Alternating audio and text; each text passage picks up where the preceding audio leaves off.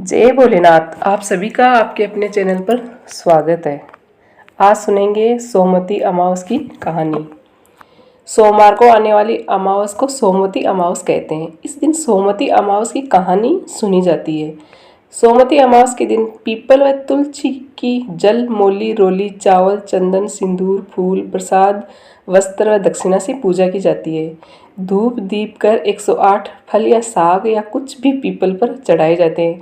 इसके बाद सोमवती अमावस की कहानी सुनी जाती है और 108 या 8 परिक्रमा दी जाती है। 13 चीज़ें सोमवती अमावस को ब्राह्मणों को दे दी जाती है। सोमवती अमावस की कहानी इस प्रकार से है।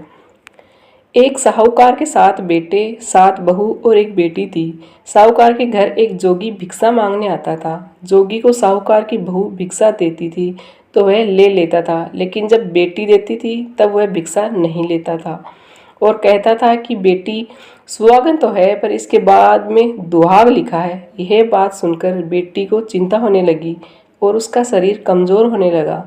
उसकी माँ ने पूछा कि बेटी तुम इन दिनों इतनी कमज़ोर क्यों दिखाई देती हो। तब उसने बताया कि एक जोगी भिक्षा मांगने आते हैं और जो भी कहते हैं कि बेटी तो सुहागन है लेकिन उसके नसीब में दुख लिखा है। यह बात सुनकर उसकी माँ ने कहा, कल मैं सुनूंगी। अगले दिन जब जोगी भिक्षा लेने आया तो उसकी माँ छुप कर बैठ गई। जब बेटी भिक्षा देने लगी तो जोगी ने वही बात फिर से बोली। इतनी बात सुनकर उसकी माँ बाहर निकल आई और बोली, एक तो हम तुम्हें भिक्षा देते हैं और आप ऊपर से हमें गाली देते हो। तब जोगी बोला कि मैं गाली नहीं देता, जो सच है वही बोलता हूँ, जो इसके भाग्य में लिखा है वही कहता हूँ। माँ ने जोगी से कहा, तुम्हें यह पता है कि इसके भाग्य में दुहाग लिखा है, तो यह भी बता दो कि यह कैसे दूर होगा। तब जोगी बोला कि 7 समुंदर पार एक सोना धोबन रहती है जो सोमवती अमावस का व्रत करती है। अगर वह आकर अपना फल दे दे तो इसका निवारण हो सकता है, नहीं तो विवाह होते ही इसका पति को सांप डस लेगा। यह सुनकर माँ बहुत रोने लगी और सोना धोबन की तलाश में जाने लगी। चलते चलते रास्ते में तेज धूप पड़ने लगी तो साहूकारनी एक पीपल के पेड़ के नीचे बैठ गई। उस पीपल के पेड़ में गरुड़ पक्षी का घोंसला था जिसमें गरुड़ का छोटा बच्चा था। साहूकारनी को घोंसले के पास एक सांप दिखाई दिया तो उसने उस गरुड़ के बच्चे को बचाने के लिए उस सांप को मारकर ढाल के नीचे रख दिया। जब गरुड़ पक्षी आए तो घोंसले के पास खून देखकर क्रोधित हो उठे और साहूकारनी को चोंच मारने लगे। तब साहूकारनी बोली कि मैंने तो तुम्हारे बच्चे की जान बचाई है, यह सर्प तुम्हारे बच्चे को डसने वाला था, मैंने इसे मार गिरा दिया। गरुड़ ने सर्प की ओर देखकर कहा, तुमने हमारे बच्चे की जान बचाई है, अब तुम्हें जो मांगना है मांगो। तब साहूकारनी बोली कि मुझे 7 समुंदर पार सोना धोबन के घर छोड़ाओ।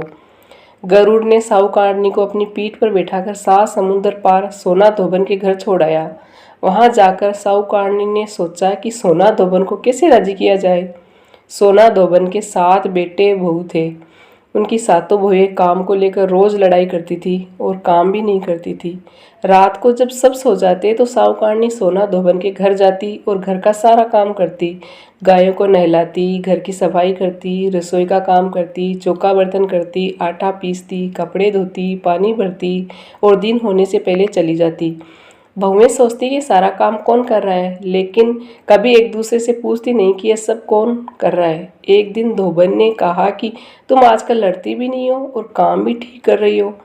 तो बहुओं ने कहा कि सासू जी, काम तो हमें ही करना पड़ता है, चाहे हम लड़कर करें या राजी से करें, इसलिए लड़ाई करने से क्या फ़ायदा। सोना धोबन ने सोचा कि आज देखा जाए कि कौन सी बहू काम करती है और रात को सोई नहीं। उसने देखा कि रात को एक स्त्री आई और पूरा काम करके जाने लगी। तो सोना धोबन ने बोला कि तुम कौन हो और तुम्हें ऐसी क्या ज़रूरत है जो तुम इतना काम कर रही हो। साहूकारनी ने कहा कि ज़रूरत है तभी तो इतना काम कर रही हूँ। सोना धोबिन ने पूछा कि तुम्हें क्या चाहिए। साहूकारनी बोली, मुझे एक वचन दो तब बताऊँ। सोना धोबन ने वचन देकर कहा कि अब बताइए।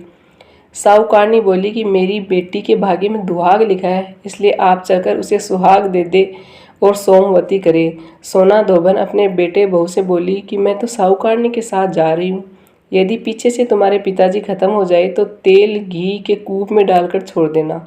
फिर दोनों जनी साहूकारनी के घर चली जाती है। साहूकार की बेटी का ब्याह होने लगा। दूल्हा फेरों में बैठ गया। सोना धोबन दूल्हे के घुटने के पास कच्चा करवा रखा, उसमें दूध डाला और तात का तार लेकर बैठ गई। थोड़ी देर बाद सांप दूल्हे को डसने के लिए आया। सोना धोबन ने करवा आगे रखा और तार से बांध दिया, लेकिन दूल्हा डर के मारे मर गया। तब सोना धोबी ने टिक्के में से रोली निकाली, मांग में से सिंदूर निकाला, आँख से काजल निकाला और मेहंदी निकालकर छोटी अंगुली से छींटे मारे और बोली कि आज दिन तक मैंने जितनी भी सोमवती अमावस करी उनका फल तो साहूकार की बेटी को लग जाए, और आगे जो मैं सोमवती अमावस करूं वह मेरे बेटे को लगे। इतना कहते ही दूल्हा जीवित हो गया और सब सोमवती की जय बोलने लगे। सोना धोबन वापस जाने लगी। तब साहूकार ने बोली कि तुमने मेरे जवाई को नया जीवन दान दिया है, इसलिए कुछ भी मांगो। वह बोली मुझे तो कुछ नहीं चाहिए, सिर्फ हांडी दे दो। वह हांडी लेकर चली जाती है। रास्ते में सोमवती आती है तो हांडी का 108 परिक्रमा लगाकर पीपल के पेड़ के नीचे गाड़ कर आ जाती है। घर आकर देखती है कि उसका पति मरा हुआ है और तेल और घी के रूप में पड़ा है। तब वह टिक्का में से रोली निकालती है, मांग से सिंदूर निकाला, आँख से काजल निकाला और नाखून से मेहंदी निकालकर चिटली अंगुली से छींटे दिए और बोली मैंने जो रास्ते में सोमवती की उसका फल मेरे पति को लगे। इतना कहते ही उसका पति उठकर बैठ गया। घर का ज्योतिषी आया बोला कि जजमान, सोमवती अमावस को मेरा क्या है तो दक्षिणा दे दो। सोना धोबिन बोली कि मुझे तो सोमवती रास्ते में आई थी तो कुछ भी नहीं किया, जो कुछ भी किया वह सब पीपल के नीचे गाड़ दिया। ज्योतिषी ब्राह्मण ने जाकर खोद कर देखा तो 108 और 13 सोने के चक्कर मिले। ज्योतिषी ब्राह्मण सबको घर ले यार बोला कि ऐसी फेरी की है और मुझे बोल दिया कि कुछ भी नहीं किया। सोना धोबन बोली यह तो तुम्हारे भाग से हुआ है, इसलिए इसे तुम ही ले जाओ। ब्राह्मण बोला कि मेरी तो इसमें चौथी पाती है, बाकी आपका मन हो उसे दे देना। सारी नगरी में बोल दिया गया कि सब सोमवती अमावस का व्रत कीजिए। हे सोमवती अमावस, जैसा साहूकार की बेटी को सुहाग दिया वैसा सबको देना। सोमवती अमावस की कहानी कहने वाले को, सोमवती अमावस की कहानी सुनने वाले को और हामी भरने वाले को और अपने पूरे परिवार को देना। जय सोमवती अमावस। मैं आशा करती हूँ कि आपको सोमवती अमावस की कहानी पसंद आई होगी। वीडियो पसंद आई हो तो लाइक कीजिए, शेयर कीजिए और चैनल को सब्सक्राइब कीजिए, जिससे आपको आगे भी इसी प्रकार के वीडियो सुनने के लिए मिलते रहे। हर हर महादेव।